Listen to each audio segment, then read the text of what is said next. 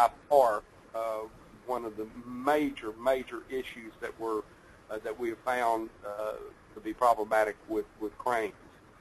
And number two were mechanical problems, and that's everything from lack of maintenance, in some isolated instances, around 5% is design issues with the crane.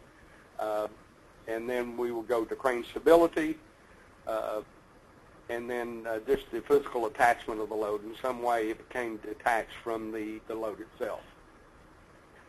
From a critical lift standpoint, changes in the plan led the way as our major cause.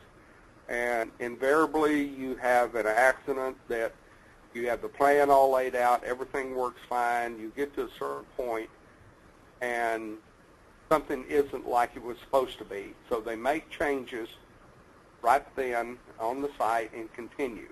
Rather than stopping and evaluating the consequences, they go ahead and make that change, and almost 40% of the time it ends up in an accident.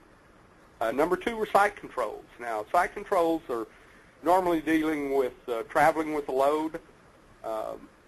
We had a DVD for the Texas Department of Transportation because of the number of accidents on road and bridge and highways, and where we define critical lifts and we get controls on where they would, what percentage of the allowable load they will be able to use. And site controls was one of our issues. In other words, you need to have the travel path laid out.